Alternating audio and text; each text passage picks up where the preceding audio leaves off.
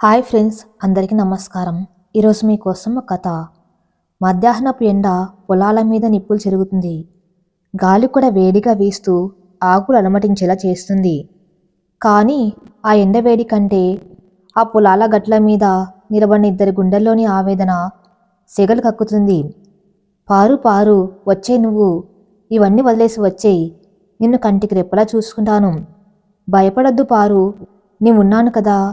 అవతల కంచె పక్కన నిలబడి సూరి ప్రాధేయపడుతున్నాడు. అతని గొంతులో వణుకు, కళ్ళల్లో ఆశ, మాటల్లో తడబాటు సుష్టంగా తెలుస్తున్నాయి. 2 సంవత్సరాలు, అవును, సరిగ్గా 2 సంవత్సరాలుగా వారిద్దరి మధ్య నడుస్తున్న మౌన ప్రేమ ప్రయాణమది. ఇంతకాలం కేవలం చూపులతోనే మాట్లాడుకున్నారు. పక్కపక్కనే ఉన్న తోటల్లో పనిచేసుకుంటూ ఎవరు చూడని సమయంలో దొంగ చూపులు చూసుకోవటం, ఆ చూపులు కలిసినప్పుడు పెదవుల అంచున ఒక సన్నని నవ్వు మొలకెత్తడం, ఇది వారి ప్రేమ ప్రపంచం. అలాంటిది 2 ఏళ్లుగా ఒక్క మాట కూడా మాట్లాడని సూరి ఈరోజు ఉన్నట్టు ఉండి ఆ కరివేపాకు చెట్టు నీడలో 2 పొలాలను వేరు చేసి ముళ్ళ కంచె దగ్గర నిలబడి అలా అడుగుతూ ఉంటే పార్వతి గుండె ఆగిపోయినంత పనైంది. పార్వతి చేతిలో కలుపు తీసి కొడవలి అలాగే ఉండిపోయింది. ఆమె చేతులు వణుకుతున్నాయి. పొలంలో కలుపు తీస్తున్నానని చెప్పి వచ్చిన ఆమె ఇప్పుడు ఆ రాతి స్తంభాన్ని కానుకొని నిస్సహాయంగా నిలబడింది. ఆమె నోటి నుంచి మాట రావటం లేదు. కానీ కళ్ళ నుంచి మాత్రం కన్నీరు ధారాపాతంగా కారుతుంది. ఆ కన్నీటి చుక్కలు ఆమె చెంపల మీదుగా జారి ఎండిన నల్లరేగడి మట్టితో కలుస్తున్నాయి. వారిద్దరి మధ్య ఇప్పుడు కేవలం ఆ ముళ్ళ కంచె మాత్రమే అడ్డంకి కాదు. తరాల పగ, తండ్రి అనే భయం, సమాజం అనే సంకెళ్ళు, ఇవన్నీ ఆ కంచె కంటే బలంగా వారిని వేరు చేస్తున్నాయి. సూరి మాటలు ఆమె చెవులు పడుతున్నాయి. కానీ ఆ మెదడు మొద్దుబారిపోయింది. నీవున్నాను అని అతనింత ధైర్యంగా చెబుతున్నాం. పార్వతికి మాత్రం తన కళ్ళ ముందు తన తండ్రి బలరాముడి రూపం కరాల నృత్యం చేస్తున్నట్లు అనిపిస్తుంది. పార్వతికి ఇల్లు వదిలి కట్టుబట్టలతో సూరితో పారిపోయేంత ధైర్యం ఎక్కడిది? అసలు ఆ ఆలోచనే ఆమె వెన్నులో చలి పుట్టిస్తుంది. తన తండ్రి బలరాముడు సామాన్యుడు కాదు. ఒకవేళ తన కూతురు ప్రేమలో పడిందని పారిపోవడానికి ప్రయత్నిస్తుందని తెలిస్తే అతను ఏం చేస్తాడో ఊహించుకోవటానికి భయంగా ఉంది. బహుశా ఆమె తినే అన్నంలో విషం కలిపి చంపేయగలడు. లేదా ఆవేశం కట్టలు తెంచుకుంటే చేతికి దొరికిన మచ్చు కత్తితో ఆమె గొంతు కోయటానికైనా వెనకాడ్డు. బలరాముడి బంధాలు, బాధలు, ప్రేమ, ఆప్యాయత అనే పదాలకు అర్థమే తెలియదు. అతని ప్రపంచం మొత్తం అతని చుట్టూనే తిరుగుతుంది. తానొకటి, తన సీసా ఒకటి, తన సుఖం ఒకటి. ఇది తప్ప అతనికి మరో ప్రపంచం లేదు. భార్య అంటే ఒక బానిస, కూతురంటే ఒక పనిమనిషి. ఇంతకు మించి అతనికి వారిపై ఎలాంటి ప్రేమ లేదు. ఊర్లో అందరితోనూ గొడవలే, పక్కింటి వారితో, బంధువులతో, ఆఖరికి సొంత అన్నదమ్ములతో కూడా అతనికి పడదు. అతను నోరు ఇప్పితే చాలు మురుగు కాలువ తెచ్చినట్లే. బూతులు, శాపనార్థాలు, అహంకారం, ఇవి అతని ఆస్తులు. వయసు పెరిగే కొద్దీ ఒంట్లో బలం తగ్గుతున్నా అతని నోటి దురద మాత్రం తగ్గలేదు. అందుకే ఊర్లో జనం అతన్ని చూస్తేనే ఆమెను దూరం పారిపోతారు. వారి నీడ కూడా మన మీద పడకూడదురా బాబు అని అసహించుకుంటారు. సొంత రక్త సంబంధికులే వాడితో మనకు పొత్తు వద్దు, తగు వద్దు అని తెగేసి చెప్తున్నారు. అలాంటి రాక్షసుడి కూతురు పార్వతి. ఇక సూరి విషయానికి వస్తే అతని కుటుంబానికి బలరాముడికి మధ్య పచ్చగడ్డి వేస్తే బగ్గుమంటుంది. కారణాలు పెద్దగా ఉండనక్కర్లేదు. సూరి వాళ్ళ కోడిపుంజు పొరపాటున బలరాముడి పెరట్లోకి వచ్చినా చాలు, అది మహాయుద్ధానికి దారితీస్తుంది. ఏంరా, నా పొలంలోనే మెయ్యాలా మీ కోళ్ళు? నా నేల మీద కాలు పెడితే కాలు నరికేస్తా అని బలరాముడు గంతులేస్తాడు. అలాంటిది ఆ ఇంటి కొడుకుతో తన కూతురు ప్రేమలో పడిందని తెలిస్తే ఊహించడమే కష్టం. అందుకే సూరి ఇన్నాళ్ళు మౌనంగా ఉన్నాడు. కానీ ఈరోజు అతను మౌనం వీడక తప్పలేదు. కారణం లేకపోలేదు. సూరి ఇంట్లో అతనికి పెళ్లి సంబంధాలు చూడడం మొదలుపెట్టారు. పక్క ఊరు నుంచి ఒక సంబంధం వచ్చింది. అమ్మాయి బాగుందని, కట్నం బాగా ఇస్తారని సూరి తండ్రి మురిసిపోతున్నాడు. వచ్చే నెలలోనే పెళ్లి ఖాయం చేసేలా ఉన్నారు. సూరికి కూడా పెళ్లి చేసుకోవాలని ఉంది. కానీ అది పార్వతితో మాత్రమే. వేరే అమ్మాయి మెల్లో తాళి కట్టడం అతనికి ఊహించలేని విషయం. కానీ తన తండ్రి దగ్గరకు వెళ్ళి నేను ఆ పక్కింటి బలరాముడి కూతుర్ని ప్రేమిస్తున్నాను, ఆమెను చేసుకుంటాను అని చెప్పే ధైర్యం అతనికి లేదు. చెబితే ఇంట్లో ప్రళయం వస్తుంది. అటు బలరాముడికి ఇటు తన తండ్రికి మధ్య ఉన్న పగ అగ్నికి ఆజ్యం పోసినట్లు అవుతుంది. అందుకే సూరి ఒక తెగింపుకి వచ్చాడు. ఎలాగో పెద్దలు ఒప్పుకోరు, కనీసం దూరంగా వెళ్ళిపోయి కూలీ నాలి చేసుకుని అయినా బతుకుదాం, కానీ పార్వతిని మాత్రం వదులుకోకూడదు అని నిర్ణయించుకున్నాడు. పారు, ఎందుకు మాట్లాడవు? సూరి గొంతులో ఆవేదన పెరిగింది. నాకు తెలుసు నీకు భయమని. మీ నాన్న అంటే నాకు భయమే. కానీ మన ప్రేమ కోసం ఆ భయాన్ని ఒక్కసారి జయించాలి పారు. లేకపోతే నాతో ఇంకో అమ్మాయి తాళి కట్టించుకుంటుంది. నువ్వు ఆ ఇంట్లో నరకం అనుభవిస్తూనే ఉంటావు. ఇదే మనకు చివరి అవకాశం. పార్వతి కళ్ళు ఎత్తి అతన్ని చూసింది. ఆ కళ్ళల్లో ఎన్నో ప్రశ్నలు. నా పిచ్చి తల్లిని వదిలేసి ఎలా రాను సూరి? మా నాన్న మనల్ని బతకనిస్తాడా? ఊరు ఏమంటుంది? పార్వతి తల్లి పరిస్థితి తలుచుకుంటేనే గుండె తరుక్కపోతుంది. ఒకప్పుడు ఆ ఇల్లు కలకల్లాడుతూ ఉండేదేమో, కానీ ఇప్పుడు అది ఒక శ్మశానంలా ఉంటుంది. బలరాముడి హింస భరించలేక ఆమె మతిస్థిమితం కోల్పోయి చాలా కాలమైంది. భర్తను చూస్తేనే వణికిపోతుంది. ఒంటరిగా కూర్చొని గోడలతో మాట్లాడుతుంది. పిచ్చిగా నవ్వుతుంది. ఒక్కసారిగా ఏడుస్తుంది. ఆ తల్లికి ఉన్న ఏకైక ఆధారం పార్వతి. పార్వతి కూడా వెళ్ళిపోతే ఆ పిచ్చి తల్లికి అన్నం పెట్టే దిక్కు కూడా ఉండదు. ఆమె పుట్టింటి వాళ్ళు ఎప్పుడూ వదిలేశారు. అప్పుడప్పుడు వచ్చిన బలరాముడు బూతులు భరించలేక మా కర్మ అనుకుంటూ వెళ్ళిపోతారు. పార్వతికి ఇవేవి తెలియనివి కావు. కానీ ఆమెకు కూడా ఒక జీవితం కావాలి కదా. వయసు 22 దాటుతుంది. తనతో పాటు చదువుకున్న స్నేహితురాళ్ళందరికీ పెళ్ళిళ్ళయ్యి 2 పిల్లలున్నారు. వాళ్ళు సాయంత్రం అయితే ముచ్చట్లు చెప్పుకుంటూ పిల్లలను ఆడిస్తూ ఆనందంగా గడుపుతున్నారు.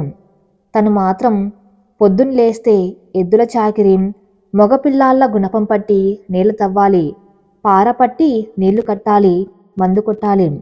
మొదట్లో కష్టంగా అనిపించేది. చేతులు బొబ్బలెక్కేవి. కానీ తండ్రి దెబ్బల కంటే ఈ కష్టమే నయమనిపించి అలవాటు చేసుకుంది. ఇప్పుడు ఆ పని ఆమెకు ప్రపంచం. పారు ఆలోచించడానికి సమయం లేదు. సూరి మాటలు ఆమె ఆలోచనలను భగ్నం చేశాయి. అతను చుట్టూ చూశాడు. ఎవరు లేరని నిర్ధారించుకొని గొంతు తగ్గించి చెప్పాడు. ఈ రాత్రి సరిగ్గా 2 గంటలకు అందరూ గాఢ నిద్రలో ఉంటారు. ఆ సమయంలో ఎవ్వరు మనల్ని చూడరు. నువ్వు వెనుక దారిలోంచి వచ్చేయి.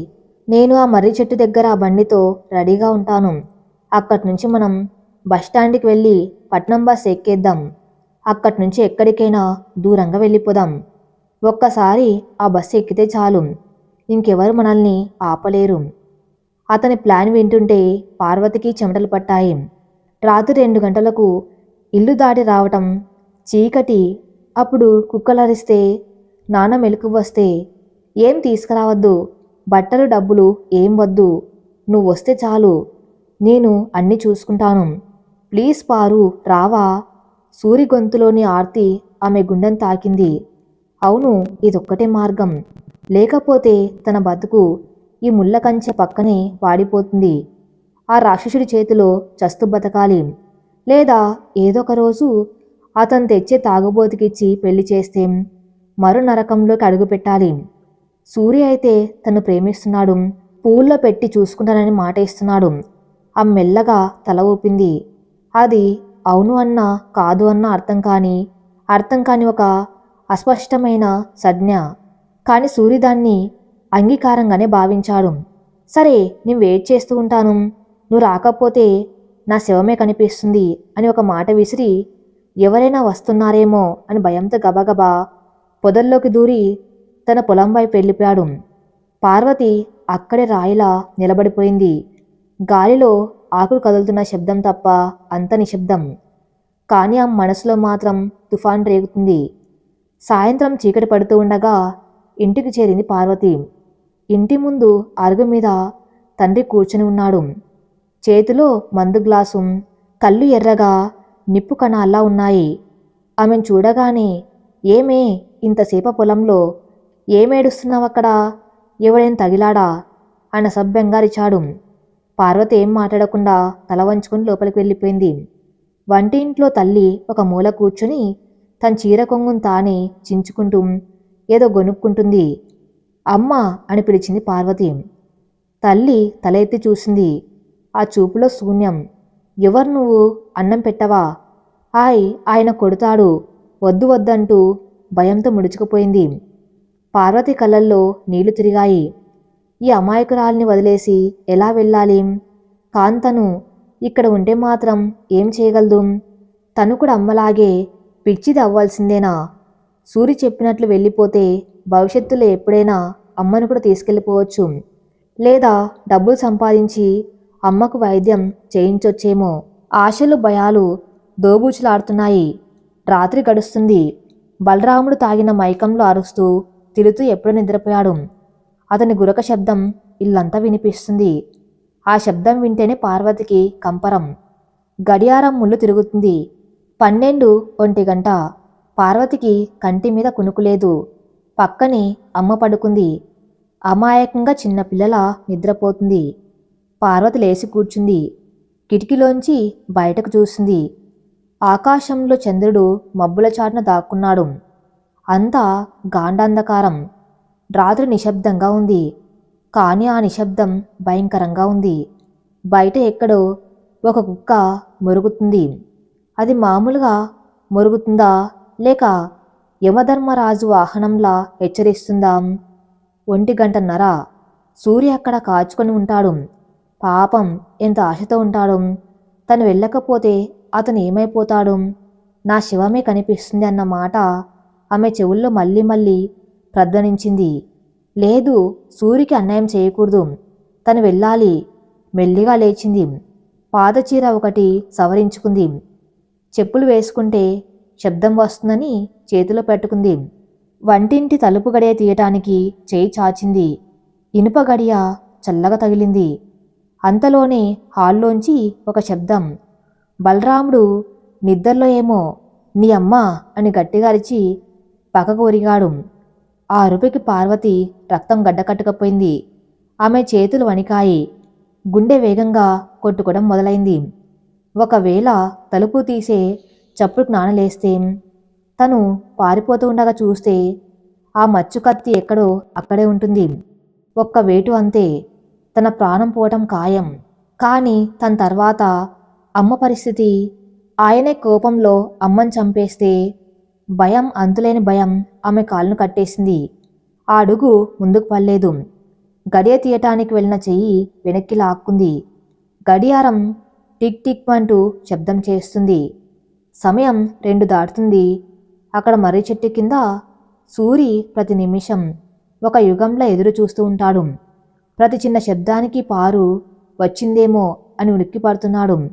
కానీ ఇక్కడ పార్వతి గడప దాటలేని పిరికితనంతో తండ్రి అనే రాక్షసు నీడలో తల్లి మీద ఉన్న మమకారంతో కుమిలిపోతుంది.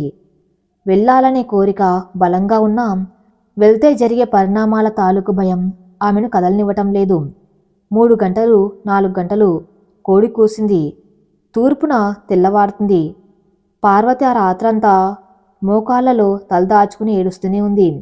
ఆమె బయటకు రాలేకపోయింది. తెల్లవారుజామున 4 గంటల సమయం. మంచు కురుస్తున్న వేళ. కాని సూర్యగుండెల్లో మాత్రం అగ్నిపర్వతం బద్దలవుతుంది. చేతికి కట్టుకున్న గడియారం వంక 100సారి చూస్తున్నాడు. సమయం మించిపోయింది. ఇక ఆమె రాలేదు. అప్పటి వరకు ఆశగా ఎదురు చూసిన కళ్ళు ఇప్పుడు ఎర్రగా మారాయి. అది నిద్రలేక వచ్చిన ఎరుపు కాదు, నమ్మక ద్రోహం వల్ల కలిగిన ఆవేశం. వస్తానని మాట ఇచ్చింది కదా, నన్ను నమ్మించి ఎందుకు మోసం చేసింది? అంటే నా ప్రేమ కంటే ఆ రాక్షసుడైన తండ్రి భయమే ఆమెకు ఎక్కువైందా? లేక ఆస్తులు అంతస్తులు చూసుకొని నాలాంటి పేదవాడితో రావటం ఇష్టం లేక ఆగిపోయిందా? సూర్య మెదల్లో 1000 ప్రశ్నలు సుడిగుండాలా తిరుగుతున్నాయి. అతను కోపంతో పక్కనే ఉన్న ఒక రాయిని బలంగా విసిరాడు. చెట్టు మీద నిద్రపోతున్న పక్షులు భయంతో రెక్కలు టపటపలాడిస్తూ ఎగిరిపోయాయి. ఆ శబ్దం నిశ్శబ్దంగా ఉన్న ఆ ప్రదేశంలో ప్రధ్వనించింది. చీ, ఆడదాని మాట నమ్మి ఇంత దూరం వచ్చాను చూడు, నన్ను చెప్పుతో కొట్టుకోవాలి. ప్రేమ దోమాని వెంటపడ్డం నాదే తప్పు. ఇక చాలు, ఈ క్షణం నుండి పార్వతనే మనిషి నా జీవితంలో లేదు. ఆమె చచ్చిపోయింది అని గట్టిగా అనుకున్నాడు. కళ్ళల్లో తిరుగుతున్న కన్నీటిని ఆవేశంతో తుడుచుకుని తన సైకిల్ తీసుకుని వెనక్కి చూడకుండా ఇంటి దారి పట్టాడు. ఆ వెనక్కి చూడని ప్రయాణమే వారిద్దరి మధ్య ఎప్పటికీ చెరిగిపోని దూరాన్ని సృష్టించింది.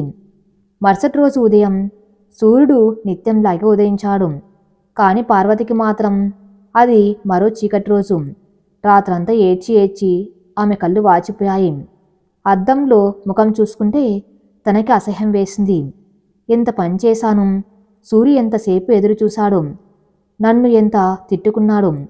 ఒక్కసారి వెళ్ళి కలవాలి, జరిగిన పరిస్థితి వివరించాలి. అమ్మ వల్ల రాలేకపోయానని కాళ్ళవేలపడి చెప్పాలనుకుంది. గబగబ తయారై ఎప్పట్లాగే పొలం పనులకు బయలుదేరింది.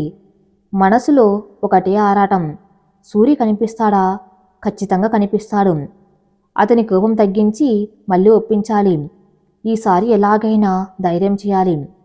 పొలం చేరేసరికి అక్కడ సూర్య అప్పటికే పనిలో ఉన్నాడు. పత్తి మొక్కలకు మందు కొడుతున్నాడు. పార్వతి గుండె వేగంగా కొట్టుకుంటుంది. గబగబ నడుచుకుంటూ కంచె దగ్గరికి వెళ్ళింది. సూరి సన్నగా పిలిచింది. గొంతు పెగలడం లేదు. సూరి వినిపించుకోలేదు. మందు కొట్టే పంపు చప్పుల్లో వినిపించలేదేమో అనుకుంది. మళ్ళీ కొంచెం గట్టిగా పిలిచింది. సూరి, ఒక్క నిమిషం ఇటు చూడవా? ఈసారి సూరి తల తిప్పాడు. కానీ ఆ చూపులో ఉన్నది ప్రేమ కాదు, జాలి కాదు, కేవలం అసహ్యం, తిరస్కారం. ఒక పరాయి మనిషిని, అది ఒక శత్రువుని చూసినట్టు చూశాడు. ఒక్క క్షణం ఆమె కళ్ళల్లోకి సూటిగా చూసి ఏం మాట్లాడకుండా ముఖం చిట్లించుకొని వెనక్కి తిరిగి తన పనిలో నిమగ్నమైపోయాడు. ఆ ఒక్క చూపు పార్వతి గుండెను ముక్కలు చేసింది. 100 కత్తులతో పొడిచినంత నొప్పి. అతను తిట్టినా బాగుండు, కొట్టినా బాగుండు, కానీ ఆ మౌనం, ఆ నిర్లక్ష్యం ఆమెను చంపేస్తున్నాయి. సూరి, ప్లీజ్ నా మాట విను. అమ్మకి రాత్రి ఫిట్స్ వచ్చాయి. నాన్న మెలకువగా ఉన్నాడు, అందుకే రాలేకపోయాను అని చెప్పాలనుకుంది. కానీ మాటలు గొంతులోనే ఆగిపోయాయి. అతను వినే స్థితిలో లేడని అర్థమైంది. రోజులు గడుస్తున్నాయి. పార్వతి ప్రతిరోజు పొలానికి వస్తుంది. సూరి కనిపిస్తాడు. కానీ ఇద్దరి మధ్య అదృశ్యమైన ఓ గోడ కట్టబడింది. సూర్య ఆమె వైపు చూడ్డం పూర్తిగా మానేశాడు. ఒకవేళ పొరపాటున ఎదురైనా తల తిప్పుకొని వెళ్ళిపోయేవాడు. పార్వతి నరకం అనుభవిస్తుంది. ఇంట్లో తండ్రి పెట్టే హింస ఒక ఎత్తు అయితే, సూర్య చూపించే ఈ మౌనముద్ర మరో ఎత్తు. కనీసం పొలంలోనైనా మనశ్శాంతి దొరుకుతుందనుకుంటే అక్కడ వేదన మిగిలింది. ఇదిలా ఉండగా ఒకరోజు సూర్య వాళ్ళ ఇంట్లో హడావిడి మొదలైంది. పందిరి పాటలు పాడుతూ బంధువులు రావటం మొదలైంది. విషయం తెలిసి పార్వతి కుప్పగూలిపోయింది. సూరికి పెళ్లి నిశ్చయమైంది. అవును, ఆ రాత్రి ఇంటికి వెళ్ళిన వెంటనే సూరి తన తండ్రితో చెప్పేశాడు, నాన్న, మీరు చూసిన సంబంధం నాకిష్టమే. ఎప్పుడు పెళ్లి చేస్తారో మీ ఇష్టమని. కొడుకు నోటి నుండి ఈ మాట రాగానే ఆ తండ్రి ఆనందానికి అవధుల్లేవు. ఎక్కడ కొడుకు ఆ బలరాముడి కూతురి మాయలో పడతాడో అని భయపడిన ఆ తండ్రి ఇప్పుడు హాయిగా ఊపిరి పీల్చుకున్నాడు. వెంటనే పంతులు గారిని పిలిపించి ముహూర్తాలు పెట్టించేశాడు. అది సూరి తీసుకున్న ప్రతీకార నిర్ణయం. పార్వతికి బుద్ధి చెప్పాలని కసి. నువ్వు లేకపోయినా నేను సంతోషంగా ఉండగలను, నా బతుకు నేను బతకగలను అని నిరూపించాలని పంతం. కానీ ఆ పంతం వెనుక ఉన్న బాధ ఎవరికీ తెలియదు. పెళ్లి రోజు రానే వచ్చింది. ఊరంతా పండగ వాతావరణం. డప్పు శబ్దాలు, సన్నాయి మేళాలు హోరెత్తున్నాయి. సూరి పెళ్లి కొడుగ్గా ముస్తాబయ్యాడు. పార్వతి ఆ రోజు పొలానికి వెళ్ళలేదు. ఇంటి వెనక పెరట్లో ఉన్న బావికట్టు మీద కూర్చుని దూరం నుండి వినిపిస్తున్న మంగళ వాయిద్యాల శబ్దాలను వింటుంది. ప్రతి డప్పు దెబ్బ ఆమె గుండె మీద పడుతున్నట్లుంది. కళ్ళల్లో నీళ్లు ఇంకిపోయాయి. ఏడటానికి కూడా శక్తి లేదు. తను కన్న కలలు, పెంచుకున్న ఆశలు అన్నీ ఆ బావిలో రాళ్లు వేసినట్లు మునిగిపోతున్నాయి. ఇంకేం మిగిలింది? అంతా అయిపోయింది. నా సూరి వేరొకరి సొంతమవుతున్నాడు. ఆ పక్కన కూర్చోవలసిన దాన్ని నేను. ఆ తలంబ్రాలు నా తల మీద పడవలసినవి అని మనసులోనే రోధించింది. ఆమె తల్లి పిచ్చి చూపులతో వచ్చి, ఏమి అక్కడ డప్పులు కొడుతున్నారు, మనం కూడా వెళ్దామా, పెళ్లి భోజనం పెడతారా అని అడిగింది. ఆ మాటలకు పార్వతికి దుఃఖం తన్నుకొచ్చింది. తల్లిని గట్టిగా హత్తుకుని బోరున విలిపించింది. సూరి పెళ్లి వైభవంగా జరిగింది. అమ్మాయి పేరు వాణి. పక్క ఊరి అమ్మాయి, చూడ ముచ్చటైన జంట అని అందరూ మెచ్చుకున్నారు. వాణి అమాయకురాలు, మంచి గుణవంతురాలు. అత్తమామలను సొంత తల్లిదండ్రులా చూసుకునే తత్వం ఆమెది. పెళ్ళైన కొత్తలో సూరి మనసులో ఇంకా పార్వతి జ్ఞాపకాలు ముళ్ళులా గుచ్చుకుంటూనే ఉండేవి. కానీ వాణి ప్రేమ, ఆమె చూపించే ఆప్యాయత మెల్లగా ఆ గాయాలను మానపటం మొదలుపెట్టాయి. భార్యగా వాణి తన బాధ్యతలను ఎంత చక్కగా నిర్వర్తిస్తుందంటే, సూర్య ఆమెలో తన కొత్త ప్రపంచాన్ని చూసుకోవటం మొదలుపెట్టాడు. పార్వతిని మర్చిపోవటానికి, ఆమెకు దూరంగా ఉండడానికి సూర్య తన్ను తాను పూర్తిగా మార్చుకున్నాడు. ఒకప్పుడు పొలంలో పాటలు పాడుతూ సరదాగా ఉండే సూరి ఇప్పుడు గంభీరంగా తయారయ్యాడు. పని, ఇల్లు ఇది అతని లోకం. కొన్నాళ్లకు వాణి గర్భవతయింది. ఆ ఇంట్లో సంతోషం రెట్టింపైంది. 9 నెలలు నిండాయి. పండంటి మగబిడ్డ పుట్టాడు. సూరి తండ్రయ్యాడు. ఆ వార్త ఊరంతా పాకింది. స్వీట్లు పంచారు. అందరూ సూరి అదృష్టవంతులని కొనియాడారు. కాని పార్వతి, ఆమె బతుకు మరింత భారంగా మారింది. సూరి తన బిడ్డను ఎత్తుకుని పొలానికి వచ్చేవాడు. ఆ చిన్న పసికందును చేతుల్లోకి తీసుకొని గాల్లో ఎగరేస్తూ ముద్దులు పెట్టుకుంటూ ఉంటే అతని ముఖంలో ఆనందం వెల్లివిరిసేది. అప్పటిదాకా ఉన్న గంభీరత పోయి మళ్ళీ పాత సూరిలా నవ్వులు చిందించేవాడు. ఆ దృశ్యాన్ని ముళ్ళకంచె అవతల నుండి దొంగ చూపులతో చూసేది పార్వతి. ఆమె గుండె బరువెక్కిపోయేది. ఆ బిడ్డకు తల్లిని నేను కావాల్సింది. ఆ ఆనందం నాది కావాల్సింది. ఆ స్థానంలో వాణి ఉంది. నీ మాత్రం ఇక్కడ ఒంటరిగా అనాథల మిగిలిపోయాను అని కుమిలిపోయేది. ఆమె చూస్తున్నాడని తెలిసి సూర్య ఆమె వైపు చూసేవాడు కాదు. తెలిసి తెలియని వయసులో చేసిన తప్పుగా ఒక పీడకలగా పార్వతిని మర్చిపోవడానికి ప్రయత్నించేవాడు. అతని భార్య, బిడ్డ, అతని కుటుంబం ఇప్పుడు అతనికి ముఖ్యం. పార్వతి అనే అధ్యాయాన్ని చింపారేశాడు. పార్వతి మాత్రం ఆ అధ్యాయంలోనే బందీ అయిపోయింది. ఆమె ఇల్లు నరకానికి ప్రతిరూపం. బలరాముడి ఆగడాలు రోజురోజుకి పెరిగిపోతున్నాయి. వయసు మీద పడుతున్న అతనిలోని క్రూరత్వం తగ్గలేదు. తాగడం, ఇంటికి రావటం, పార్వతిని ఆమె తల్లిని చితకబాదడం ఇది నిత్యకృత్యం. ముండా ఇంకా పెళ్లి చేసుకోకుండా నా ఇంట్లో తిష్టవేశావు. ఎవడొస్తాడే నిన్ను పెళ్లి చేసుకోవడానికి? ఆ సూరిగాడిని చూడు, రాచరికం వెలగబెడుతున్నాడు. నువ్వు మాత్రం నా పీక మీద కూర్చున్నావు అని బలరాముడు నోటికి వచ్చినట్లు వాగేవాడు. ఆ మాటలు ఆమెను కాల్చేసేవి. తండ్రి తిట్ల కంటే సూర్య సంతోషమే ఆమెకు ఎక్కువ బాధను కలిగించేది. తను ప్రేమించినవాడు సంతోషంగా ఉండాలని కోరుకోవటం ప్రేమ లక్షణమంటారు.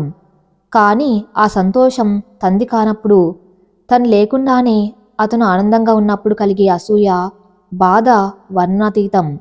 అది పార్వతిని లోపల తినేస్తుంది. రోజు పొద్దునే లేవటం, గొడ్డుల చాకిరి చేయటం, రాత్రికి తండ్రి పెట్టే తిట్లు తినడం, మూగగా ఏడవటం, ఇదే ఆమె దినచర్య. ఆమె కళ్ళల్లో కలపోయింది, నవ్వు మాయమైంది. 22 ఏళ్లకే 40 ఏళ్ల మనిషిలా తయారైంది. ఎముకలు తేలి, జుట్టు రేగి, ఒక జీవం లేని బొమ్మలా ఉండేది. అప్పుడప్పుడు పొలంలో పనిచేస్తున్నప్పుడు పక్క పొలంలో సూరి భార్య వాణి బువ్వ తీసుకుని వచ్చేది. భర్తకు ప్రేమగా వడ్డించేది. ఇద్దరు కలిసి ఒకే ఆకులో తినేవారు. వారి నవ్వులు, వారి ముచ్చట్లు గాల్లో తేలివచ్చి పార్వతి చెవుల్లో పడేవి. అప్పుడు ఆమె చెవులోని పార జారిపోయేది. మోకాళ్ళ మీద కూలబడి మట్టిని పిసికేది. దేవుడా, నాకెందుకింత పెద్ద శిక్ష వేశావు? ఆ రాత్రి నీవు ఒక్కడుగు ధైర్యం చేసి బయటకు వచ్చి ఉంటే ఈరోజు ఆ స్థానంలో నేనుండేదాన్ని కదా. నా పిరికితనమే నా పాలిట శాపమైందా అని పశ్చాత్తాపంతో కుమిలిపోయేది. కానీ కాలం వెనక్కి వెళ్ళదు. చేసిన తప్పును సరిదిద్దుకునే అవకాశం ఇవ్వదు. కొంతకాలానికి బలరాముడి ఆరోగ్యం దెబ్బతినడం మొదలైంది. అతిగా తాగటం వల్ల లివర్ పాడైంది. అయినా అతను మానలేదు. పైగా మరింత వికృతంగా తయారయ్యాడు. ఒకరోజు రాత్రి అమావాస్య చీకటి. బలరాముడు తాగడానికి డబ్బులు లేవని ఇంటిని రచ్చరచ్చ చేశాడు. పార్వతి దాచుకున్న కొద్దిపాటి డబ్బును లాక్కున్నాడు. అడ్డొచ్చిన భార్యను కాల్తో తన్నాడు. ఆమె గోడ గుద్దుకొని స్పృహ తప్పడిపోయింది. చావండి, ఇద్దరు చావండి, నేను తాగి వస్తా అని డబ్బులు తీసుకుని బయటకు వెళ్ళాడు బలరాముడు. పార్వతి తల్లిని లేపి ముఖం మీద నీళ్లు చల్లింది. ఆ తల్లి కళ్ళల్లో భయం లేదు, బాధ లేదు, కేవలం ఒక వెర్రి నవ్వు. వెళ్ళాడా, రాక్షసుడు వెళ్ళాడా అని అడుగుతుంది. పార్వతికి ఆ క్షణం అనిపించింది, ఇక చాలు, ఈ బతుకు చాలు, ఆత్మహత్య చేసుకుందాం, ఈ నరకం నుండి విముక్తి పొందామని. బావిలో దూకాలని అనుకుంది. కాని తల్లిని చూస్తే చనిపోవడానికి మనసు రాలేదు. తను పోతే ఈ తల్లిని కుక్కలు పీక్క తింటాయి. ఆ రాత్రి గడిచింది. కాని తెల్లవారేసరికి ఊర్లో ఒక వార్త దావనంలా వ్యాపించింది. బలరాముడు చచ్చిపోయాట. ఊరి చివర కల్వాటి దగ్గర శవమే తేలాడట. ఈ వార్త వినగానే పార్వతికి ఏడుపు రాలేదు. గుండె బరువు దిగిపోయినట్లు అనిపించింది. ఒక వింతైన ఊరట. ఇన్నాళ్ళు తనను తన తల్లిని పంజరంలో బంధించిన రాక్షసుడు ఇక లేడు.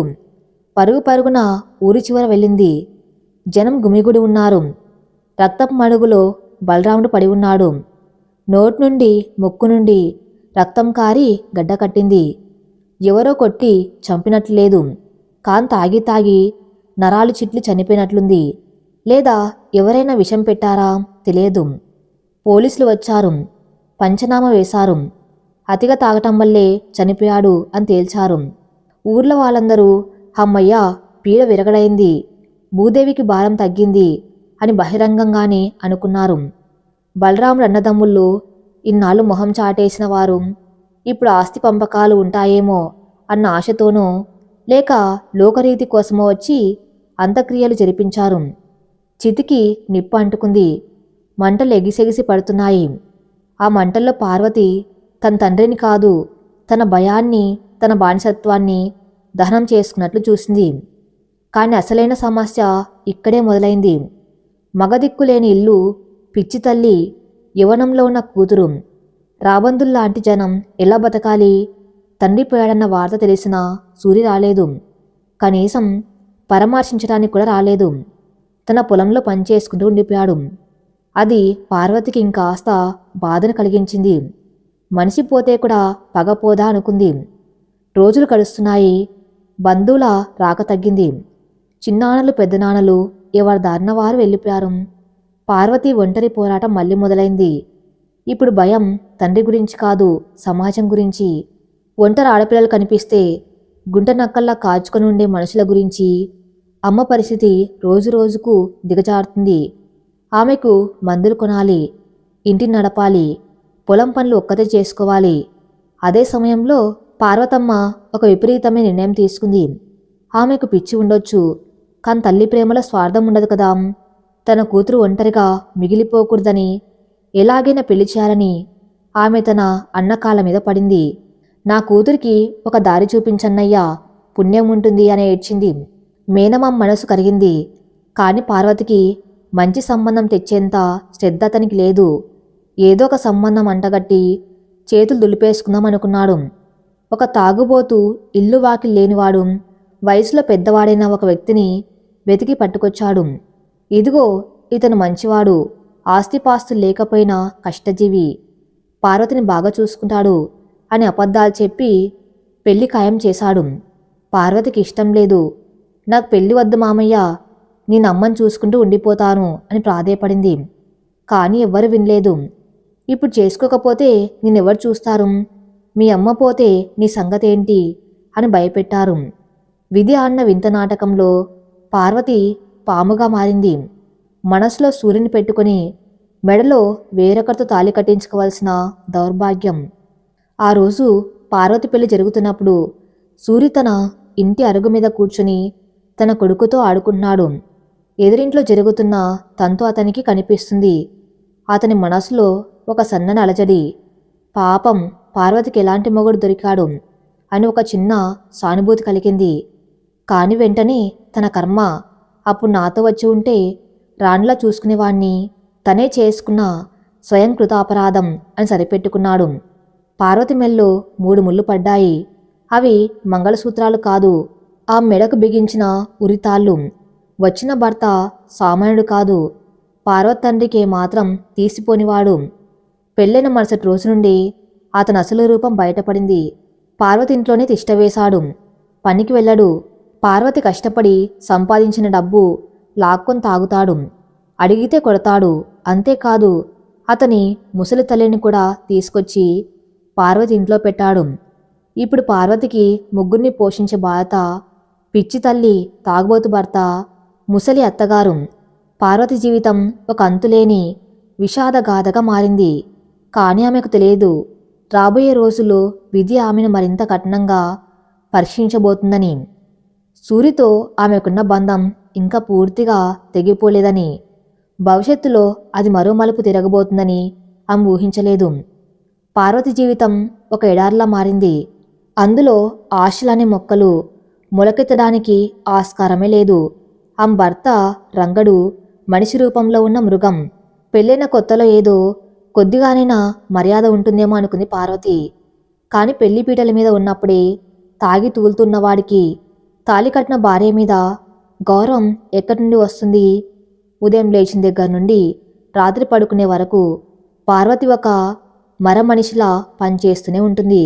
ఒక పక్క మతిస్థిమితం లేని తల్లికి సేవలు చేయాలి, స్నానం చేయించటం, అన్నం తినిపించటం, ఆమె అరిచే అరుపులను, చేసే చేష్టలను ఓపిక భరించటం, ఇదంతా పార్వతికి దినచర్యలు భాగమైపోయింది. మరోపక్క రంగడ్ తల్లి అంటే పార్వతి అత్తగారు ముసల్ది.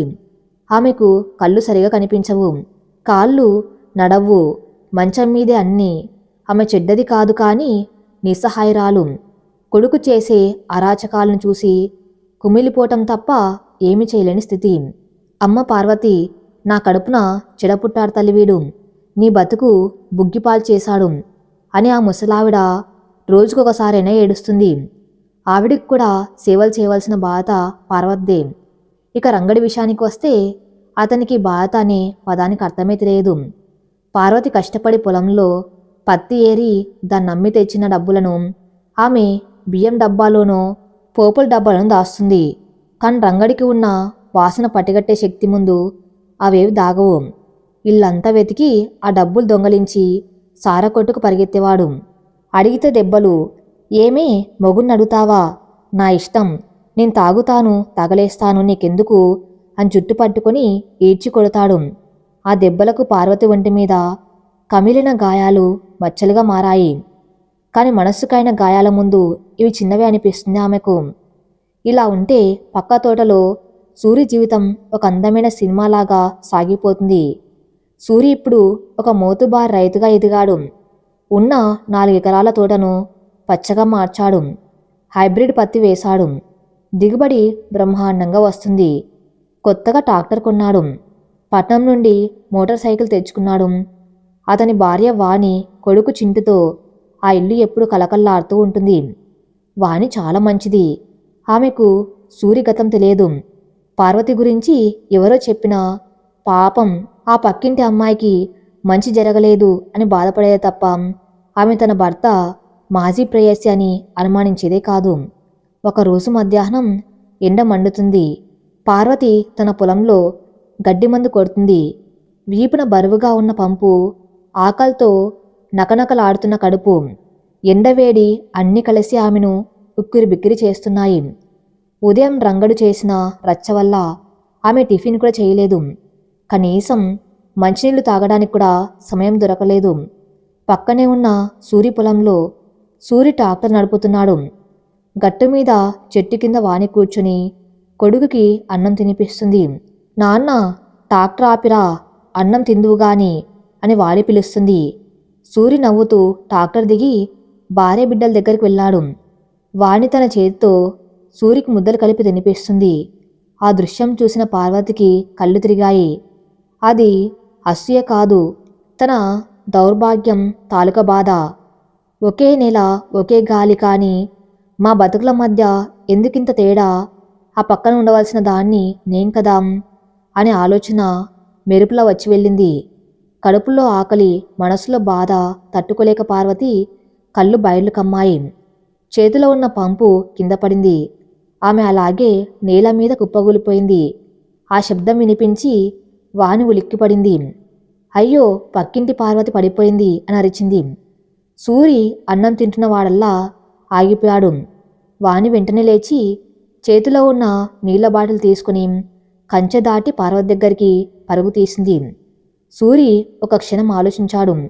వెళ్ళాలా వద్దా? పాత పగలు పట్టింపులు అడ్డు వచ్చాయి.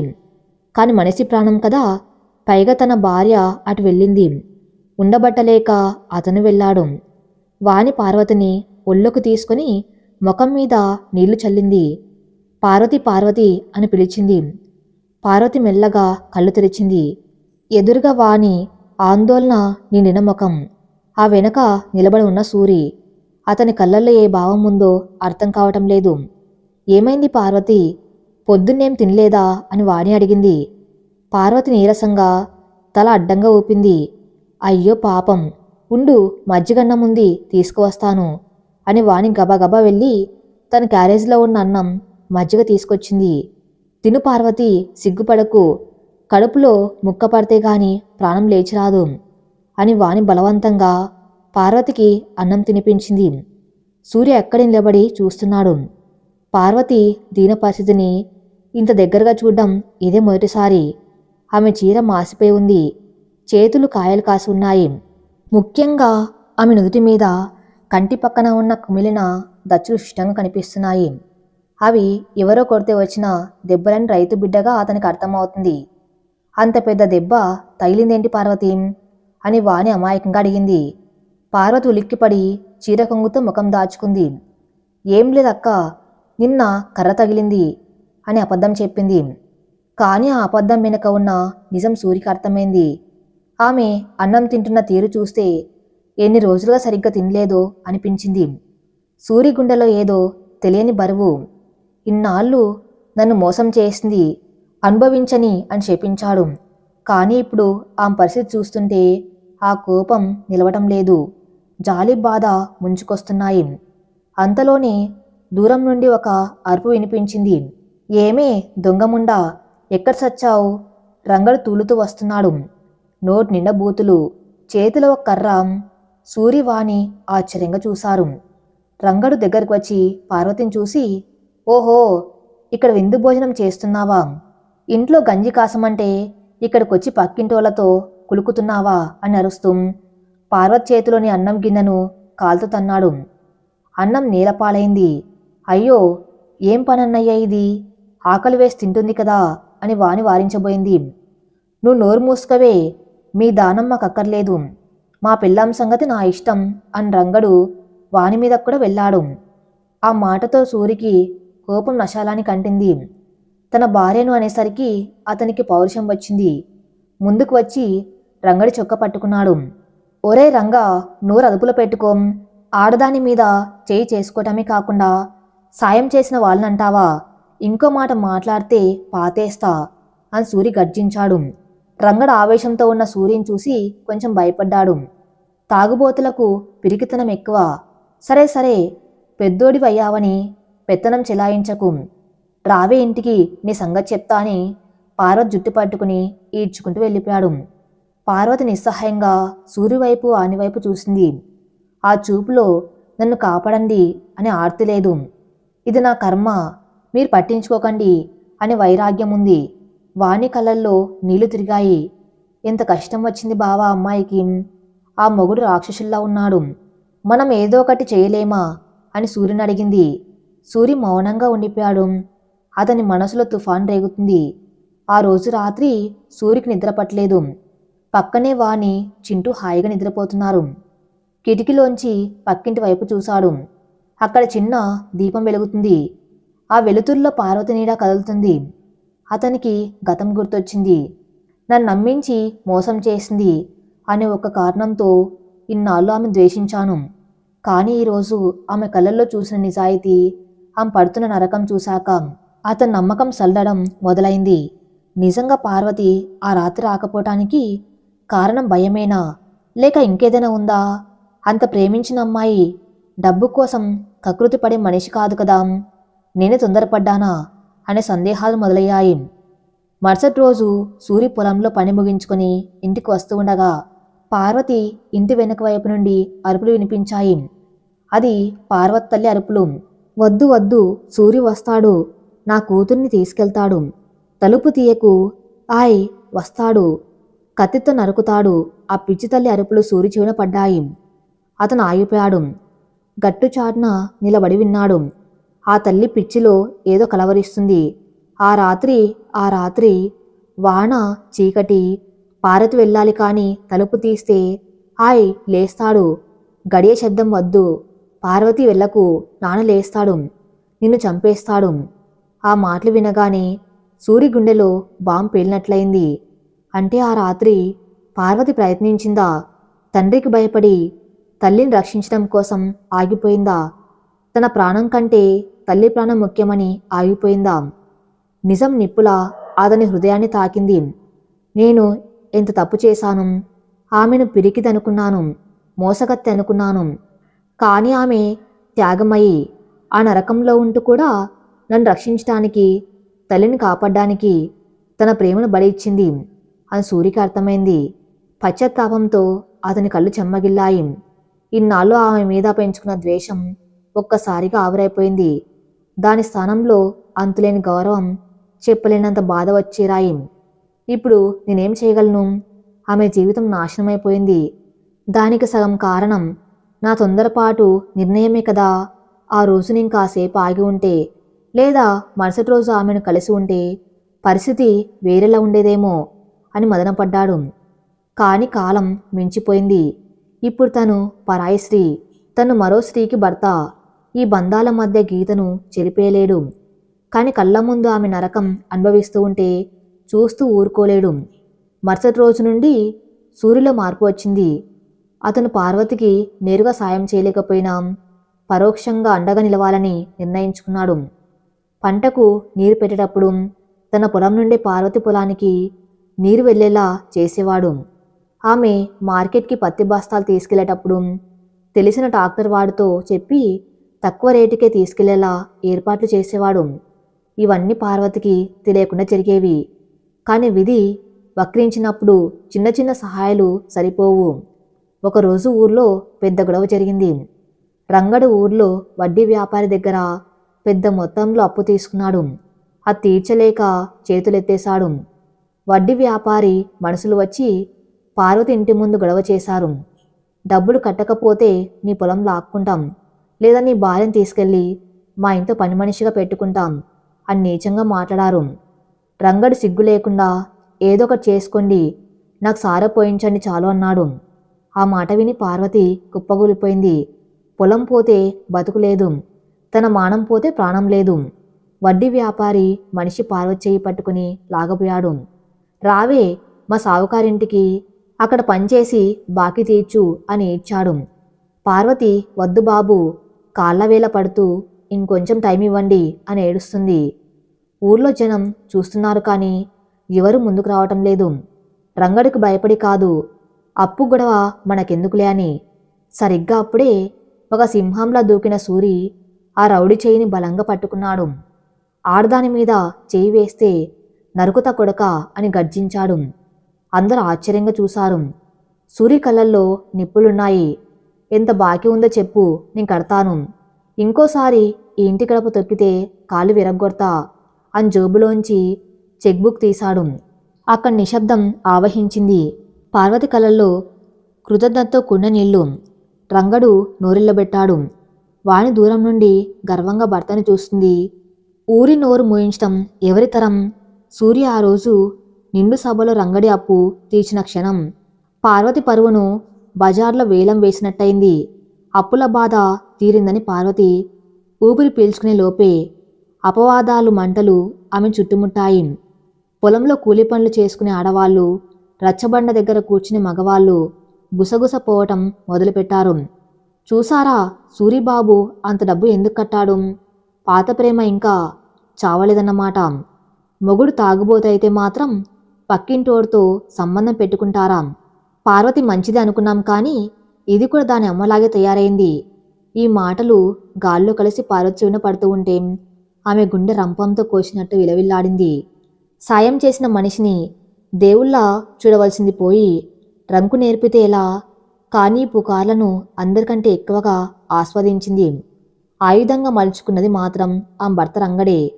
ఆ రోజు రాత్రి రంగడు ఫుల్లుగా తాగి ఇంటికి వచ్చాడు. చేతిలో మందు సీసా, కళ్ళల్లో పైశాచిక ఆనందం. మూల కూర్చుని ఏడుస్తున్న పార్వతి దగ్గరికి వచ్చి ఆమె జుట్టు పట్టుకుని వెనక్కి లాగాడు. ఏమీ పతివ్రత, నీ ప్రియుడు వచ్చాడే, లక్షలు నా ముఖాన కొట్టి నిన్ను విడిపించాడే, ఎంత ప్రేమే నీ మీద వాడికి, ఆ ప్రేమను ఎలా తీర్చుకుంటున్నావు? రాత్రిళ్ళు కంచె దాటి వెళ్తున్నావా అని నీచంగా మాట్లాడాడు. పార్వతికి ఆ మాటలు వినడానికే అసహ్యం వేసింది. చీ, నోరు మూసుకో, ఆయన దేవుళ్ళా వచ్చి ఆదుకున్నాడు. నీలాంటి వాడికి ఆ మనిషి కాలుగోటికి కూడా సరిపోవు అని ఆవేశంగా అరిచింది. పార్వతి నోటి నుండి అంత గట్టి మాట వచ్చేసరికి రంగడికి అహం దెబ్బతింది. ఓహో, మొగుణ్ణి ఎదిరిస్తావా? ఆ సూరిగాడి అండ చూసుకుని ఎగిరెగిరి పడుతున్నావా?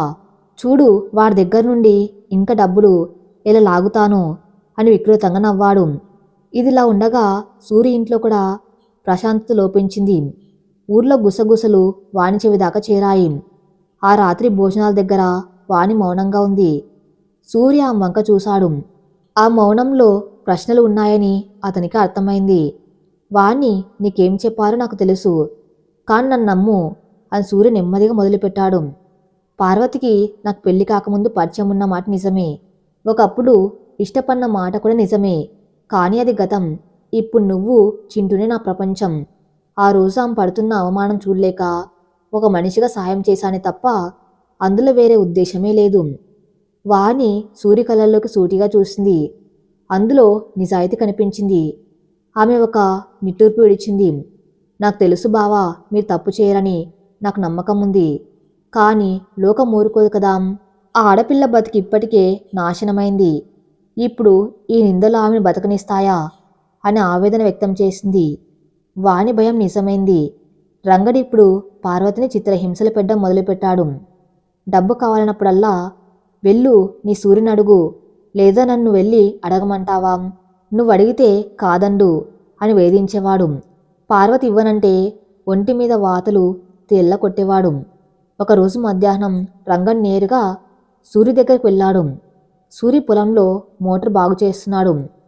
బావగారు నమస్కారం. రంగడు వెటకారంగా పలకరించాడు. సూరి అసహ్యంగా చూశాడు. ఏంటి పని? ఏం లేదు బావా, మీ దయ వల్ల పాత అప్పు తీరింది, కానీ కొత్త అప్పులు పుట్టాయి. ఇంకో 50,000 సర్దిదితే నా పిల్లం సంతోషిస్తుంది, లేకపోతే పాపం రోజు దెబ్బలు తినవలసి వస్తుంది అని సిగ్గు లేకుండా బ్లాక్మెయిల్ చేశాడు. సూర్య రక్తం మరిగిపోయింది. చేతిలో ఉన్న స్పానర్తో వాడి తల పగలగొట్టాలన్నంత కోపం వచ్చింది. కాని వాడు కోరుకున్నది అదే. గొడవ జరిగితే పార్వతికే నష్టం. చూడు రంగా, ఇంకోసారి డబ్బుల కోసం నా దగ్గరికి వస్తే మర్యాద ఉండదు. కష్టపడి బతుకు, భారీ సంపాదన మీద బతకడానికి సిగ్గుగా లేదా అని గట్టిగా చెప్పి పంపించేశాడు. వట్టి చేతులతో వెనక్కి వెళ్ళిన రంగడు ఆ కోపాన్ని పార్వతి మీద చూపించాడు. ఆ రోజు సాయంత్రం పార్వతి పొలం పని ముగించుకుని ఇంటికి వచ్చేసరికి రంగడి ఇంటి ముందు అరుగు మీద కూర్చుని ఉన్నాడు. లోపల తల్లి అరుపులు వినిపిస్తున్నాయి. అమ్మా అని పరుగున లోపలికి వెళ్ళింది పార్వతి. లోపల దృశ్యం చూసి ఆమె గుండె ఆగిపోయింది. ఆమె తల్లి కింద పడి ఉంది. నుదుటి నుండి రక్తం కారుతుంది. పక్కనే విసిరేసిన ఇత్తడి బిందె పడి ఉంది. ఆ ముసలి ప్రాణం గిలగిలా కొట్టుకుంటుంది. అమ్మ ఏమైందమ్మా అని పార్వతి తల్లిని ఒళ్ళోకి తీసుకుంది. రంగల్ లోపలికి వచ్చాడు. తూలుతూ ఆ ముసల్ది డబ్బులు ఎక్కడ దాచావో చెప్పవే అంటే నన్నే కొరకొర చూస్తుంది. అందుకే ఒక పుషిచ్చా, దానంతటదే పడి చచ్చింది అని నిర్లక్ష్యంగా అన్నాడు. చచ్చింద చంపావరా పాపి అని పార్వతి గట్టిగా అరిచి తల్లి ముఖం మీద నీళ్లు చల్లింది. తల్లి కళ్ళు తెరవగానే ఆ పిచ్చి తల్లి తన కూతుర్ని ఈ లోకంలో ఒంటరిని చేసి అనంతలోకాలకు వెళ్ళిపోయింది. ఇన్నాళ్ళు పార్వతికి ఉన్న ఏకైక బంధం, ఆమెను బతికించిన ఏకైక బాధ తెగిపోయింది. పార్వతికి దుఃఖం ఆగలేదు. ఒక రకమైన స్తబ్దత ఆవహించింది. కళ్ళల్లో నీళ్లు ఇంకిపోయాయి. ఆమెలో ఏదో చచ్చిపోయింది. ఊర్లో జనమంతా పోగయ్యారు. ప్రమాదవశాత్తు పడిపోయిందని రంగన్ నాటకమాడాడు. ఎవరికి అనుమానమున్నా పోలీసుల దాకా వెళ్లే ధైర్యం లేదు. తల్లి అంత్యక్రియలు ముగిశాయి. పార్వతి ఇప్పుడు ఆ ఇంట్లో పూర్తిగా ఒంటరి. అత్తగారు మంచంలో ఉంది. భర్త ఒక కాలయముడు. ఆమెకు బతకాలనిపించడం లేదు. కానీ చావడానికి కూడా ధైర్యం చాలడం లేదు. కొన్ని రోజుల తర్వాత పార్వతికి ఒక షాకింగ్ నిజం తెలిసింది. రంగడు ఇంటి పత్రాలు, పొలం పత్రాలు వెతుకుతున్నాడు. ఎందుకు వెతుకుతున్నావు అని అడిగింది పార్వతి నిర్జీవంగా. అమ్ముతున్న ఈ డొక్కు ఇల్లు, ఆ చౌడు పొలం అమ్మేసి పట్నం వెళ్ళిపోదాం. అక్కడ ఏదైనా బిజినెస్ పెడతా అన్నారు రంగడు. అమ్మడానికి వీల్లేదు. ఇది నా పుట్టింటి ఆస్తి. నా నాన్న రక్తం, నా ఇష్టం అని అడ్డు చెప్పింది పార్వతి. నీ ఆస్తి అయితే ఏంటే, నువ్వు నా దానివి, నీది ఏదైనా నాదే అని ఆమెను తోసేసి పట్టె పగలగొట్టి పత్రాలు తీసుకున్నాడు. ఆ పత్రాలు పట్టుకుని అతను వెళ్ళింది ఎక్కడికో కాదు, సూరి దగ్గరికి. సూరి ఇంటి బయట నిలబడి, సూరి బాబు, మా పొలం కొనుక్కోవా? నువ్వు కొనుక్కోకపోతే ఊర్లో వేరే ఎవరికైనా అమ్మేస్తాం. అప్పుడు నీ పాత ప్రేయసి రోడ్న పడుతుంది అని బేరం పెట్టాడు. సూరికి దిక్కు తోచలేదు. రంగడు పొలం అమ్మేస్తే పార్వతికి ఉన్న ఆ కాస్త ఆధారం కూడా పోతుంది. ఆమె రోడ్న పడుతుంది. వేరే వాళ్ళు కొంటే ఆమె పరిస్థితి ఏమవుతుందో. కానీ తను కొంటే వాణి ఏమనుకుంటుంది, ఊరు ఏమనుకుంటుంది? చూసారా, చివరికి ఆమెను, ఆస్తిని తన వశం చేసుకున్నాడు అని అనరా? ఇంటి లోపల వాణి అంతా వింటుంది. ఆమె బయటకు వచ్చింది. ఏమండి, ఆ పొలం మనమే కొందాం అని చెప్పింది. సూర్య ఆశ్చర్యపోయాడు. వాణి, నువ్వు?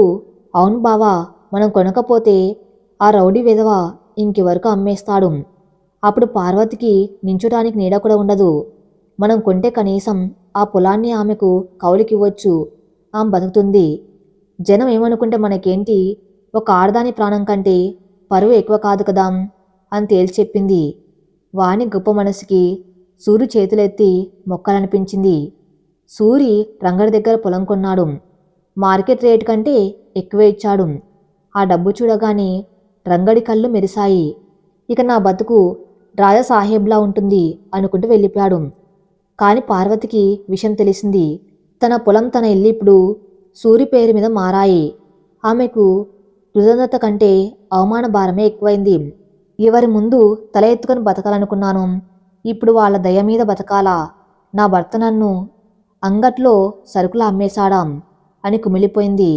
అయితే రంగడి చేతికి పెద్ద మొత్తం చిక్కింది కదా, ఇక అతను ఊరుకుంటాడా? ఆ డబ్బుతో పట్నం వెళ్ళి జల్సాలు చేయడం మొదలుపెట్టాడు. ఇంటికి రావడం మానేశాడు. వారం రోజులు, 10 రోజులు రంగడి ఇంటికి రాలేదు. పార్వతి కొంచెం ఊరట దొరికింది. పీడ వదిలింది అనుకుంది. కాని ఒకరోజు అర్ధరాత్రి తలుపు గట్టిగా ఎవరో బాదుతూ ఉన్నారు. పార్వతి భయంగా వెళ్ళి తలుపు తీసింది. ఎదురుగా పోలీసులు, వెనుక సూరి. ఏమైంది అని అడిగింది పార్వతి. నీ భర్త రంగడు పట్నంలో ఒక గొడవలో కత్తిపోట్ల గురయ్యాడు, ఆసుపత్రిలో చనిపోయాడు అని చెప్పారు పోలీసులు. పార్వతికి కాళ్ల కింద భూమి కదిలింది. ఇది శుభవార్త లేక దుర్వార్త? తనని హింసించిన వాడు పోయాడు, కానీ ఇప్పుడు తను మొండమోపి అనే ముద్రతో మిగిలిపోయింది. చేతిలో చిల్లి గవ్వలేదు, ఆస్తి లేదు, అంత సూరిపరమయ్యింది. పోలీసులు వెళ్ళిపోయాక సూర్య అక్కడే నిలబడ్డాడు. వర్షం పడుతుంది. ముళ్ళెకంచె పక్కన చీకట్లో ఎదురు నిలబడ్డారు. 10 ఏళ్ల క్రితం ప్రేమను చిదిమేసిన అదే స్థలం. పార్వతి పిలిచాడు సూరి. పార్వతి తల ఎత్తలేదు. భయపడకు, ఆ పొలం, ఇల్లు నా పేరు మీద ఉన్నా అవి నీవే. నీవు వాటిని ముట్టుకోను. నువ్వు దర్జాగా బతుకని చెప్పాడు. కాని పార్వతి నవ్వింది. ఒక విరక్తి నవ్వు. దర్జాగనా, అనాథగనా? సూరి, ఒకప్పుడు నాతో వస్తావా అని అడిగావు. అప్పుడు నా పిరికితనం నన్ను ఆపింది. ఇప్పుడు నాకెవరు లేరు. నా అన్న వాళ్ళెవరూ లేరు. నేను స్వేచ్ఛగా ఉన్నానా లేక శూన్యంలో ఉన్నానా? ఆమె ప్రశ్న సూర్యుని కదిలించింది. రంగడు చనిపోయాడు అన్న వార్త పార్వతికి స్వేచ్ఛనివ్వలేదు. సరికొత్త సంఖ్యలను వేసింది. ఆ సంఖ్యల పేరు గర్భం. భర్త చనిపోయిన 3 నెలలకి పార్వతికి తెలిసింది తన కడుపులో ఒక ప్రాణం పెరుగుతుందని. అది ఆనందాన్ని ఇచ్చే వార్త కాదు, అది ఒక పిడుగుపాటు. తన్ని చిత్రహింస పెట్టిన రాక్షసుల రక్తమే తనలో పెరుగుతుంది. ఒక తాగుబోతికి, ఒక క్రూరుడికి వారసుడు లేదా వారసురాల్ని కనాలా? ఈ బిడ్డ పుడితే మళ్ళీ ఆ రంగడి పోలికలతో ఉంటే జీవితాంతం ఆ నరకాన్ని గుర్తు చేసుకుంటూ బతకాలా? పార్వతికి పిచ్చి పట్టినట్టయింది. ఎవరికి చెప్పలేదు. కడుపు గట్టిగా బిగించి కట్టుకునేది. వాంతులు అవుతూ ఉంటే జ్వరమని అబద్ధం చెప్పేది. కాని దాస్తే దాగేద గర్భం. 5వ నెల వచ్చేసరికి ఆమె శరీరంలో మార్పులు స్పష్టంగా కనిపించడం మొదలయ్యాయి. ఊర్లో గుసగుసలు మళ్ళీ మొదలయ్యాయి. ఈసారి అవి మరింత జుగుస్పాకరంగా ఉన్నాయి. మొగుడు చచ్చిపోయి 3 నెలలైంది.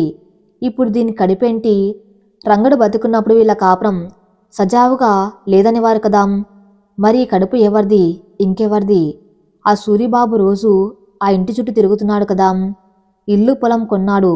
ఇప్పుడు ఏకంగా ఈ మాటలు విషబాణాల్లా పార్వతిని గుచ్చుకున్నాయి. నిజానికి ఆ కడుపు రంగడిదే, కాని లోకం నమ్మదు. మొగుడు పోయిన ముండమోపి కడుపు వస్తే అది అక్రమ సంబంధమే అని ముద్ర వేసిన సమాజం. ఆ నిందలు భరించలేక ఒకరోజు రాత్రి పార్వతి ఒక నిర్ణయానికి వచ్చింది. చచ్చిపోవాలి. నా చావుతోనే ఈ ప్రశ్నలకు సమాధానం దొరుకుతుంది. ఆమె తన పెరట్లో ఉన్న బావి దగ్గరికి వెళ్ళింది. వెన్నెల కాస్తుంది. బావిలో నీళ్లు మెరుస్తున్నాయి. అమ్మా నేను వస్తున్నా అనుకుంటూ గట్టు మీదకి ఎక్కింది. కళ్ళు మూసుకుంది. దూకడానికి సిద్ధమైంది. పార్వతి ఓ గంభీరమైన పిలుపు. అది సూరి గొంతు కాదు, అది ఒక స్త్రీ గొంతు.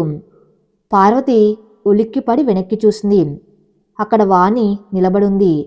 వాణి కళ్ళల్లో కోపం లేదు, అసహ్యం లేదు, ఒక తల్లి ప్రేమ ఉంది. గబాగబా వచ్చి పార్వతి చేయి పట్టుకుని బావి కట్టు మీద నుండి కిందకు లాగింది. ఒక్క ఉదుట్న పార్వతి చెంప మీద కొట్టింది. ఏం చేస్తున్నావు పిచ్చిదానా? పిరికిదాండ్ల చస్తావా? నీ కడుపులో ఉన్నది ఎవరు? ఒక పసి ప్రాణం కదా. దానికి ఊపిరి పోయడం రాకపోతే మానే. ఊపిరి తీసే హక్కు నీకెవరిచ్చారు? వాణి గట్టిగా నిలదీసింది. పార్వతి బోర్న ఏడ్చేసింది. వాణి కాళ్ళ మీద పడిపోయింది. నేను తట్టుకోలేకపోతున్నా అక్క. ఈ లోకం నన్ను బతకనివ్వదు. ఈ కడుపు ఆ పాపాత్ముడిది. దేన్ని నేను ఎలా మొయ్యాలి? అందరూ ఇది సూరిబాబుదే అని అనుకుంటున్నారు. మీ కాపురంలో నేను చిచ్చు పెట్టలేనక్క అని కన్నీరు మున్నీరైంది. వాణి పార్వతిని లేపి గుండెలకు హత్తుకుంది. ఊరుకో పార్వతి. లోకం ఏమనుకుంటే మనకేంటి? నా భర్త ఏంటో నాకు తెలుసు, నువ్వేంటో నాకు తెలుసు. ఆ రంగడు ఎలాంటి వాడైనా పుట్టబోయే బిడ్డ పవిత్రమైంది. బురదలో కూడా తామర పువ్వు పూస్తుంది. నీ బిడ్డను నువ్వు కను. ఆ బిడ్డకు తండ్రి పేరు అవసరం లేదు, తల్లి ప్రేమ చాలు. ఆ క్షణం వాణి రూపంలో పార్వతికి దైవం కనిపించింది. భర్త మాజీ ప్రేయసిని ఇంతలా ఆదరించే స్త్రీ ఈ లోకంలో ఉంటుందా? వాణి ఆ రాత్రి సూరికి విషయం చెప్పింది. ఏమండి, పార్వతి కడుపుతో ఉంది. ఊరు రకరకాలుగా అనుకుంటుంది. కానీ మనం ఆమె కండగా నిలబడాలి. రేపు పొద్దున సీమంతం చేద్దాం. మనమే దగ్గరుండి చేద్దాం. అప్పుడు ఈ ఊరు నోరు మూతపడుతుంది అని చెప్పింది. సూరి కళ్ళల్లో నీళ్లు తిరిగాయి. తన భార్య ఔన్నత్యానికి శిరస్సు వంచి నమస్కరించాడు. మరుసటి రోజు ఊహించని పరిణామం. సూరి ఇంట్లో పండగ వాతావరణం. పార్వతిని తన ఇంటికి తీసుకువచ్చింది వాణి. ఆమెకు కొత్త చీర కట్టి, పూలు పెట్టి, పసుపు కుంకుమ పెట్టి సీమంతం చేసింది. ఊర్లో ఆడవాళ్ళందరినీ పిలిచింది. అందరూ ఆశ్చర్యపోయారు. ఏంటి వానమ్మ, నీ మొగుడు పాతలవరికి నువ్వే సీమంతం చేస్తున్నావా అని గుసగుసలాడారు. అప్పుడు వాణి మైక్ తీసుకుని అందరి ముందు గట్టిగా చెప్పింది. అవును, పార్వతి నా చెల్లెలు. ఆమె కడుపులో ఉన్నది ఆమె భర్త రంగడి బిడ్డ. దురదృష్టవశాత్తు తండ్రి లేడు. ఆ లోటు తెలియకుండా మేనమామగా నా భర్త, పెద్దమ్మగా నేను ఈ బిడ్డను ఆశీర్వదిస్తున్నాం. ఇంకొకసారి ఎవరైనా పార్వతి గురించి తప్పుగా మాట్లాడితే నా నోరు ఊరుకోదు. వాణి మాటలకు ఊరు నిశ్శబ్దమైపోయింది. ఆ ధైర్యం, ఆ మంచితనం ముందు నోర్లు మూతపడ్డాయి. పార్వతి కళ్ళ నుండి ఆనంద బాష్పాలు రాలాయి. ఇన్నాళ్ళు తాను కోల్పోయిన కుటుంబం మళ్ళీ దొరికిందనిపించింది. నెలలు నిండాయి. ఒక వర్షం కురుస్తున్న రాత్రి పార్వతికి నొప్పులు వచ్చాయి. వాణి, సూరి ఆమెను పట్నం ఆసుపత్రికి తీసుకువెళ్లారు. కొన్ని గంటల వేదన తర్వాత పసిబిడ్డ ఏడుపు వినిపించింది. ఆడపిల్ల, లక్ష్మీదేవి లాంటి ఆడపిల్ల పుట్టింది. ఆ బిడ్డను చేతుల్లోకి తీసుకోగానే పార్వతికి తన కష్టాలన్నీ మర్చిపోయినట్లు అనిపించింది. ఆ చిన్నారి ముఖంలో రంగడి క్రూరత్వం లేదు, తల్లి అమాయకత్వం ఉంది. నా బంగారు తల్లి అని ముద్దు పెట్టుకుంది. కాలం గిర్రున తిరిగింది. 5 ఏళ్లు గడిచాయి. ఇప్పుడు పార్వతి మునుపటి పార్వతి కాదు. ఆమెలో ఒక కొత్త వెలుగు, ఒక కొత్త ఆత్మవిశ్వాసం వచ్చాయి. సూరి తిరిగి ఇచ్చిన పొలంలో ఇప్పుడు బంగారు పంట పండుతుంది. ఆమె స్వయంగా వ్యవసాయం చేస్తుంది. ఉదయాన్నే లేచి ట్రాక్టర్ డ్రైవర్లను పురమాయించటం, మార్కెట్ ధరలు తెలుసుకోవటం ఆమె ఒక రైతుగా రాణిస్తుంది. ఆమె కూతురు స్నేహ పేరు పెట్టింది వాణ్ణి. స్నేహ ఇప్పుడు స్కూల్కి వెళ్తుంది. సాయంత్రం అయితే చాలు స్నేహ పక్కనే ఉన్న సూరి ఇంటికి పరిగెడుతుంది. సూరి కొడుకు చింటుతో ఆడుకుంటుంది. వాణి స్నేహకు తలదువ్వి స్నాక్స్ పెడుతుంది. సూర్యుని మామయ్య అని పిలుస్తూ స్నేహ ఆ ఇంట్లో సందడి చేస్తుంది. ఒక సాయంత్రం సూర్యాస్తమయం అవుతుంది. పార్వతి, సూరి తమ పొలాల మధ్య ఉన్న కంచె దగ్గర నిలబడ్డారు. అదే కంచ ఒకప్పుడు సూరి రా వెళ్దాం అని పిలిచిన కంచ, ఒకప్పుడు ముళ్లతో ఇద్దరిని వేరు చేసిన కంచం. కానీ ఇప్పుడు ఆ కంచకున్న ముళ్ళు తుప్పు పట్టిపోయాయి. దానిమీద ఇప్పుడు తీగలు పాకి అందమైన పువ్వులు పూసాయి. పంట బాగా వచ్చింది కదా పార్వతి? సూరి అడిగాడు. అవును సూరిబాబు, అంత మీ దయ, అక్క దయ అంది పార్వతి నవ్వుతూ. అక్కర్లేదు పార్వతి, అది నీ కష్టం. ఆనాడు నువ్వు రానందుకు బాధపడ్డాను, నిన్ను ద్వేషించాను. కానీ ఇప్పుడు అనిపిస్తుంది విధి మనల్ని కలపకపోవడమే మంచిదైందేమో అని. పార్వతి ఆశ్చర్యంగా చూస్తుంది. అవును, మనం కలిసి ఉంటే ఒక మామూలు భార్యాభర్తలుగా ఉండేవాళ్ళం. కానీ విడిపోవటం వల్లే వాణి లాంటి దేవత నా జీవితంలోకి వచ్చింది. నువ్వు కష్టాన్ని ఎదుర్కొని ఇంత ధైర్యవంతురాలుగా మారావు. ఈరోజు మన మధ్య ప్రేమ కంటే గొప్పదైన గౌరవం ఉంది, ఈ స్నేహపూర్వక బంధం ఉంది అన్నాడు సూరి. పార్వతి చిరునవ్వు నవ్వింది. నిజమే సూరి, అప్పుడు నేను పిరికిదాన్ని. నాన్న భయంతో, అమ్మ ప్రేమతో రాలేకపోయాను. కానీ ఆ పిరికితనమే నాకు జీవిత పాఠాలు నేర్పింది. ఈరోజు నేను ఎవరి మీద ఆధారపడకుండా బతుకుతున్నానంటే అది ఆ గతం ఇచ్చిన గాయాల వల్లే. నా కూతురు స్నేహకు నేను చెప్పేది ఒకటే, ప్రేమ ముఖ్యమే కానీ ఆత్మగౌరవం అంతకంటే ముఖ్యం. దూరం నుండి వాణి పిలుస్తుంది. ఏమండి, పార్వతి రండి, కాఫీ తాగుదాం. వస్తున్నామక్క అని పార్వతి అరిచింది. ఆకాశంలో ఎర్రటి సూర్యుడు అస్తమిస్తున్నాడు. చీకటి పడుతుంది. కానీ భయపెట్టే చీకటి కాదు అది, విశ్రాంతాన్నిచ్చే చల్లటి చీకటి. ముళ్ళ కంచె ఇప్పుడు లేదు, అది కేవలం 2 పొలాల గట్టు మాత్రమే. మనుషుల మధ్య ఉండవలసిన హద్దులు, బాధ్యతలు, బంధాలు అన్నీ ఇప్పుడు ఒక సక్రమైన దారిలో సాగుతున్నాయి. ప్రేమంటే పొందడమే కాదు, కొన్నిసార్లు కోల్పోయి కూడా ఎదుటివారి సంతోషంలో మన సంతోషాన్ని వెతుక్కోవటం. పార్వతి, సూరి తమ జీవితాల్లో ఓడిపోయి ఉండవచ్చు, కానీ మనసులుగా గెలిచారు. ఈ కథ ఇంతటితో సమాప్తం. మరిన్ని మంచి స్టోరీస్ కోసం నా ఛానల్ని ఫాలో అవుతూ ఉండండి. Thank you for listening.